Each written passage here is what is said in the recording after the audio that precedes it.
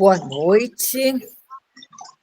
Dando continuidade à nossa série de Vozes de Burca, nós trazemos hoje mais uma mãe vítima das perversidades da lei de alienação parental e de toda essa ideologia que ela traz, né, que culpabiliza a mãe, que penaliza a mãe e que acaba por penalizar a criança também.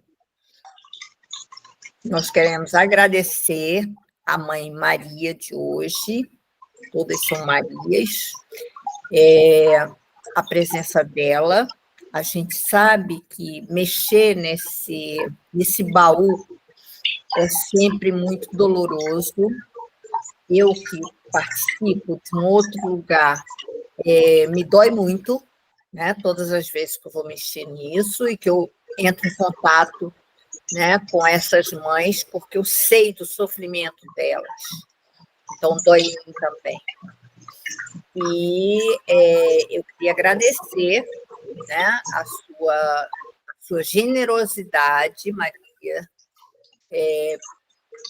de trazer aqui a sua história. E a gente queria escutar um pouquinho da sua história, né, da sua experiência com uma situação criminosa, intrafamiliar, experiência com a instituição que a gente, né, apela pensando que vai ser protegida nossa criança e que essa instituição aprofunda mais ainda, né, toda a violência que já estava ocorrendo. Então, Maria, tem a palavra. Oi, boa noite, doutora Ana. Muito obrigada pelo convite, muito obrigada à ONG Vozes de Anjo por essa escuta e pelo trabalho tão importante que essa ONG e a doutora Ana têm feito. E parabéns pela coragem da doutora, porque é uma luta muito assustadora, né? Sim. E estar nesse lugar é estar num outro mundo, né? Num mundo que a gente não sabia que existia. Então, a gente fica muito perplexo, né? Então, e dá muito medo. Então, muito obrigada pela coragem, doutora. Que bom, que bom. Somos todas corajosas, né? Mas isso não é o bastante, não é, Maria?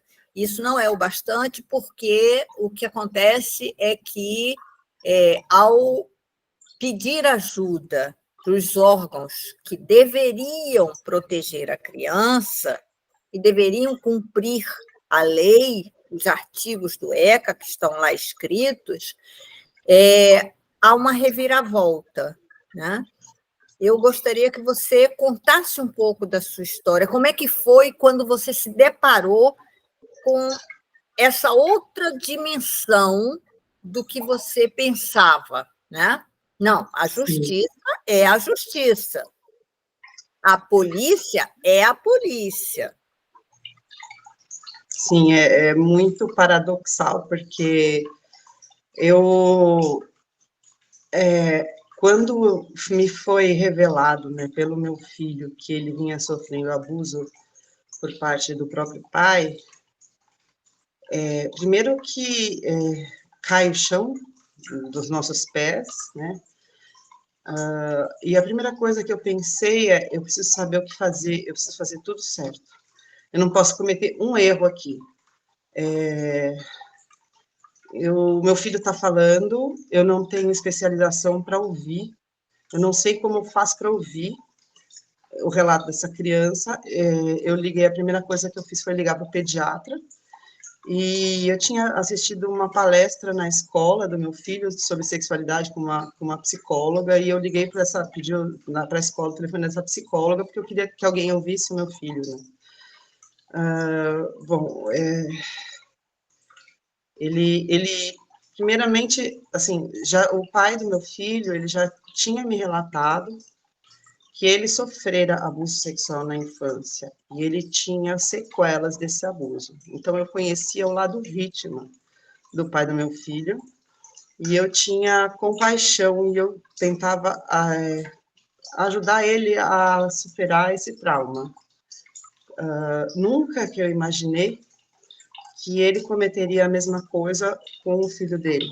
Que ele fosse repetir, né? Que ele fosse repetir isso com o próprio filho, isso que o fez tão mal. E quando meu filho revelou estar sofrendo abuso por parte do pai, eu senti uma responsabilidade enorme perante essas duas vítimas, o pai e o filho. E eu imaginava que se eu fizesse uma denúncia, aquele adulto que um dia foi uma criança abusada ia ser novamente penalizado pelo que ele cometeu, né, pelo que ele sofreu. Então, eu não queria denunciar, eu queria um tratamento. Então, a coisa que eu, naquele momento, busquei, assim, eu busquei especialistas que tratassem o trauma. Mas, assim, eu busquei em vão, incansavelmente, assim, foram 3 dias correndo. Quando eu falei para o pediatra falou que se ele constatasse o abuso, ele ia ter que denunciar, aí eu não queria denunciar, então eu corri para a psicóloga, aí a psicóloga que me atendeu falou que o meu filho, por mais que parassem os abusos, ele ia repetir isso em outros momentos, e ela tentando ser empática comigo, falou que eu deveria estar me sentindo muito culpada pelo que aconteceu. Então, aquilo foi mais um trauma. Eu saí daquele consultório que eu não conseguia ficar em pé, em cima das minhas próprias pernas. Eu só consegui entrar no carro, dirigir até em casa. Quando eu parei no portão, eu abri o portão. Quando eu entrei, eu desabei. Eu fiquei deitada ali no chão um tempo, ouvindo o meu filho brincar com a babá, dar risada, e eu só pensava que eu não podia entrar em casa sem me recompor, que ele não poderia me ver assim. Então, eu fiquei ali um tempo até conseguir produzir um sorriso no rosto e entrar em casa, por mais que a minha cara devesse estar Desmontada, né? desfigurada. Eu entrei tentando passar alegria para o meu filho. E esse foi o primeiro dia. Naquele primeiro dia, eu liguei. O pediatra do meu filho me orientou a ligar para o Hospital Pérola Baiton, depois de sair da psicóloga lá, que eu falei para vocês.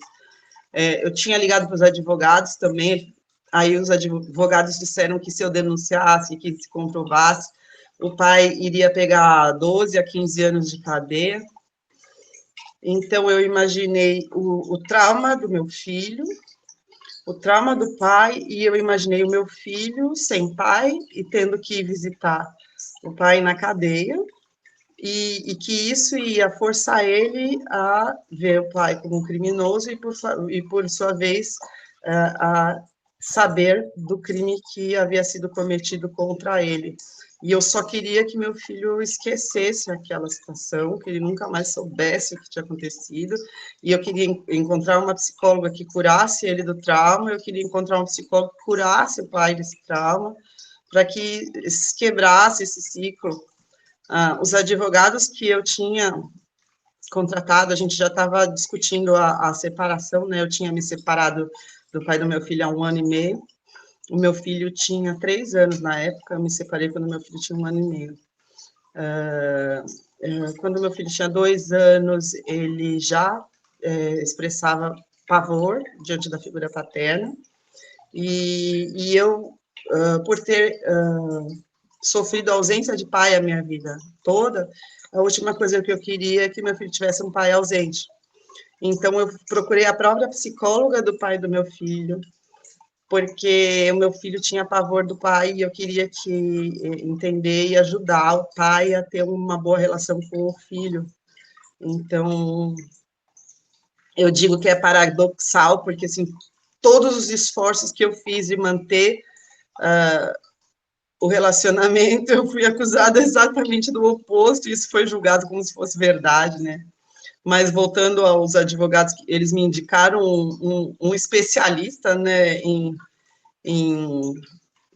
ele era um especialista em borderline, fui fazer a consulta com esse psiquiatra, e ele falou que a maioria dos pacientes borderline sofreram abuso na infância, e ele falou também que o abuso é uma herança maldita que corre silenciosa nas famílias de geração por geração, porque a criança abusada pode desenvolver uma sequela que a faz reproduzir o abuso na sua fase adulta. Então, eu só queria curar essa sequela e acabar assim, com essa herança maldita na vez do meu filho. Então, o tempo todo eu fui procurar tratamento.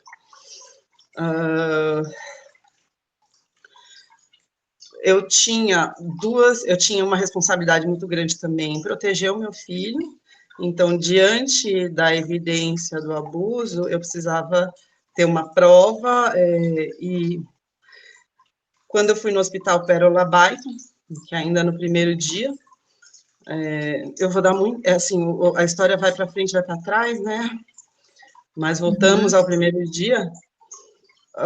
Quando eu cheguei lá no Hospital Pérola Baiton, eu relatei, né? Relatei que meu filho voltava, ele tinha pânico da figura paterna, que ele voltava da casa paterna com anos dilatado, e que ele voltou chorando daquele dia e com anos dilatado novamente. Aí eu perguntei se o pai dele estava mexendo no bumbum dele, e ele me respondeu que sim e que doía muito.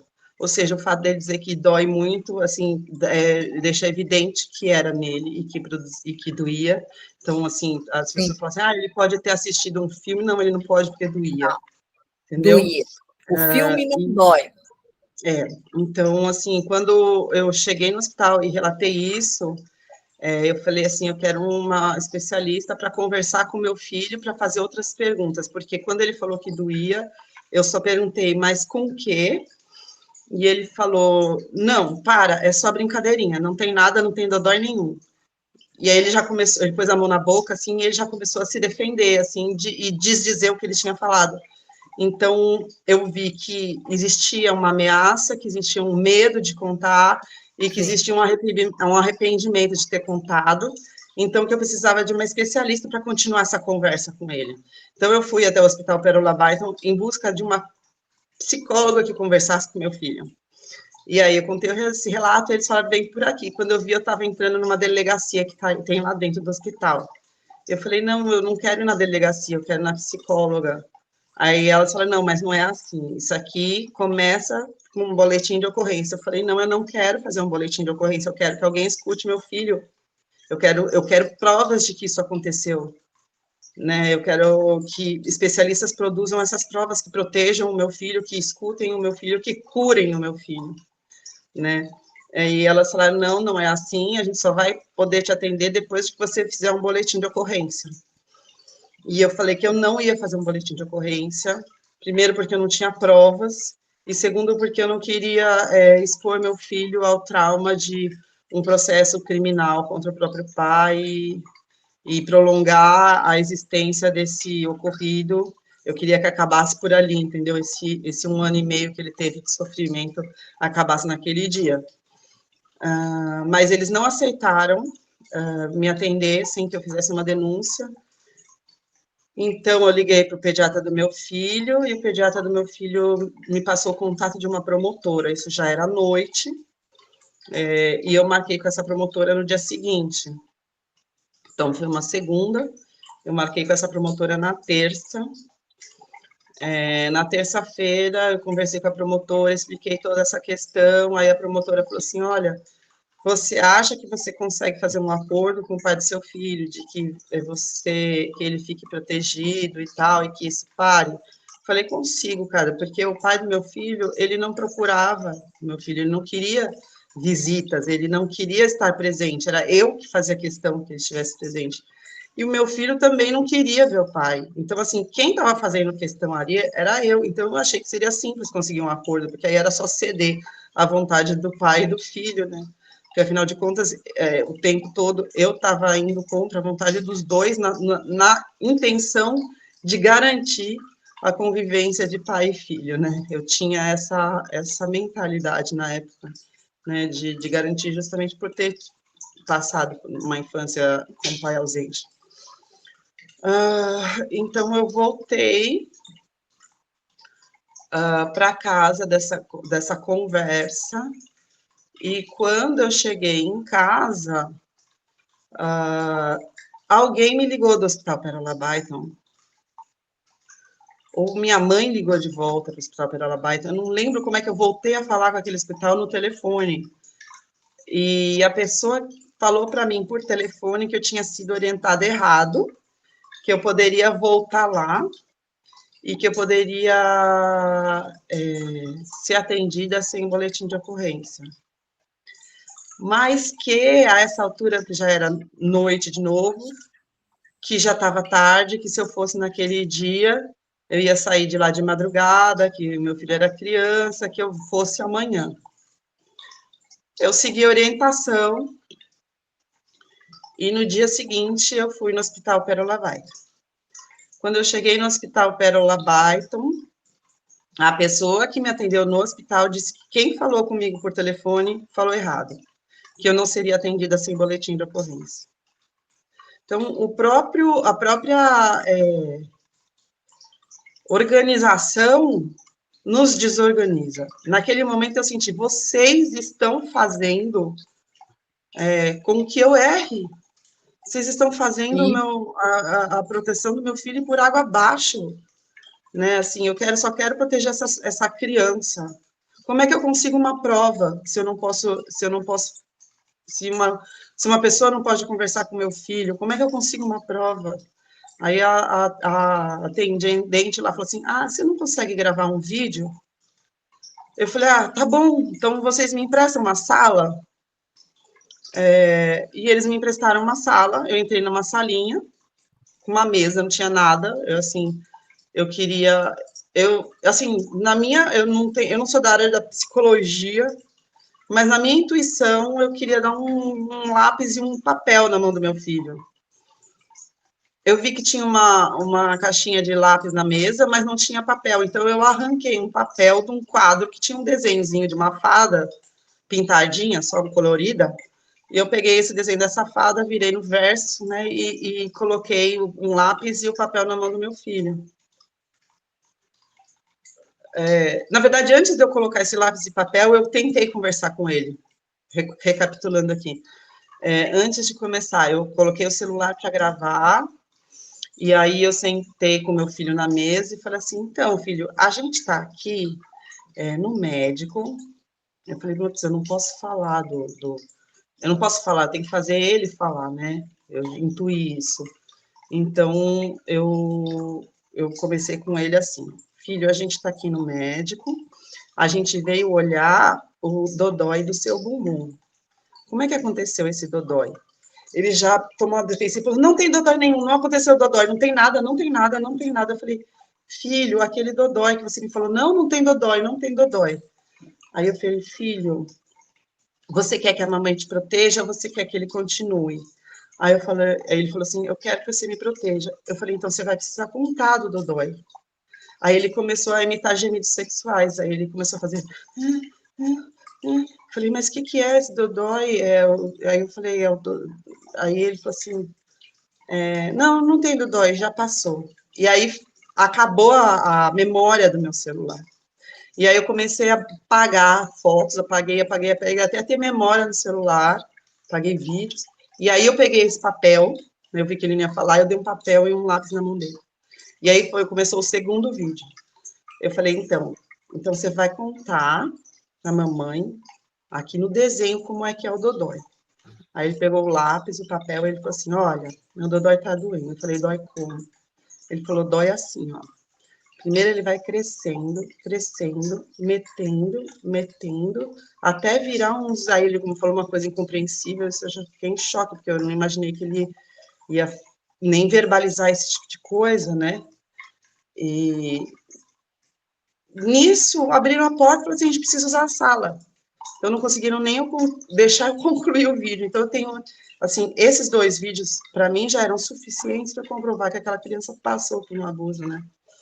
E eu não queria nem entregar esses vídeos. Peraí, vou continuar na sequência cronológica.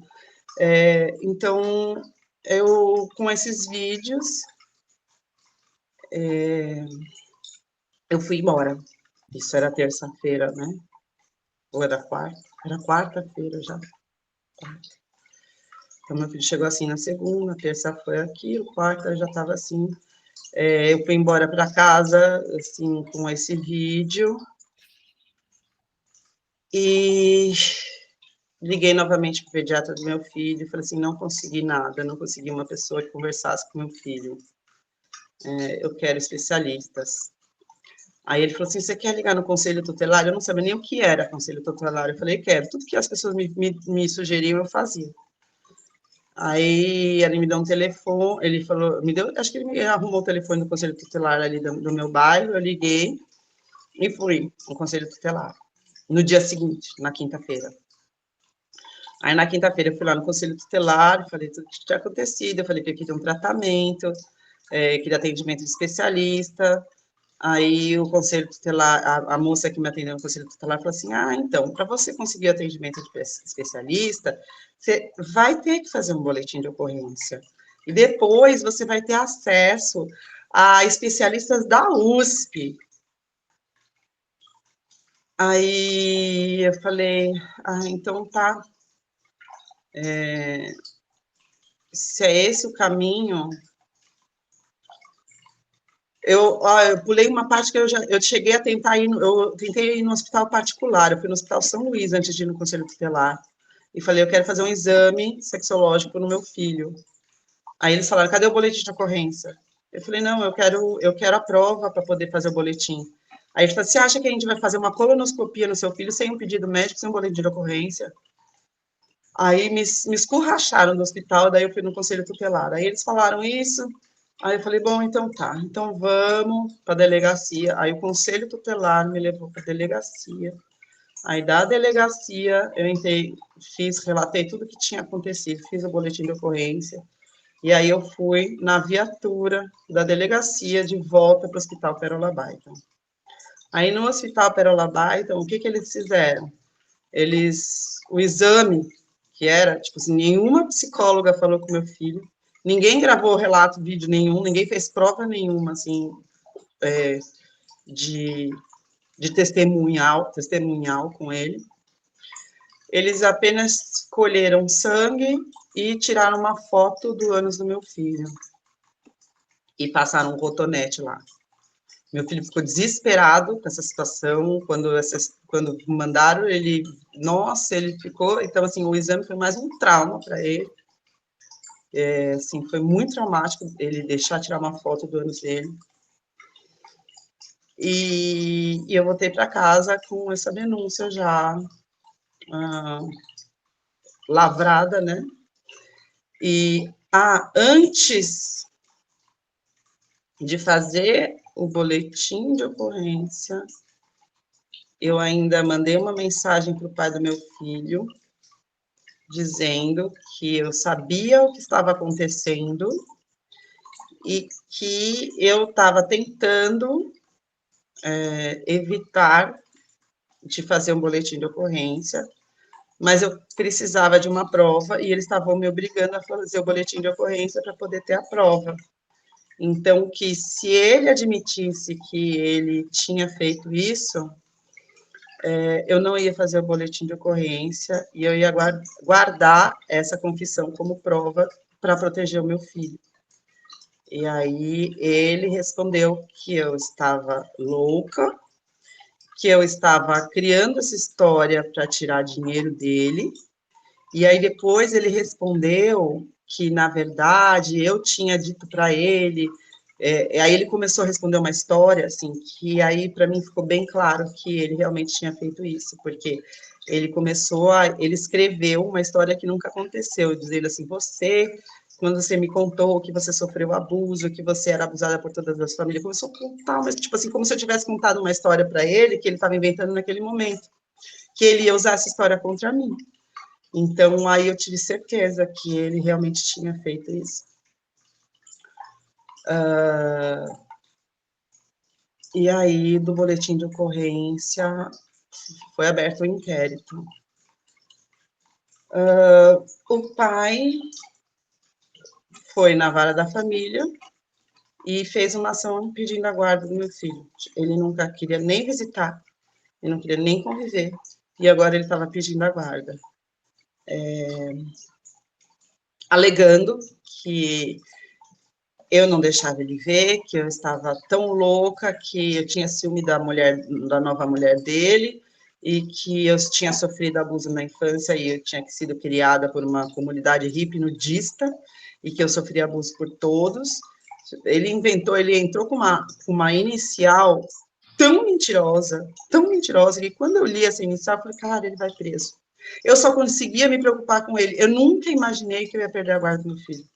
Falei, pronto, com essa inicial ele vai preso, ele está mentindo do começo ao fim, é só eu provar que ele está mentindo, que ele vai ser indiciado, né? Porque a primeira coisa que um culpado faz é mentir, é lógico.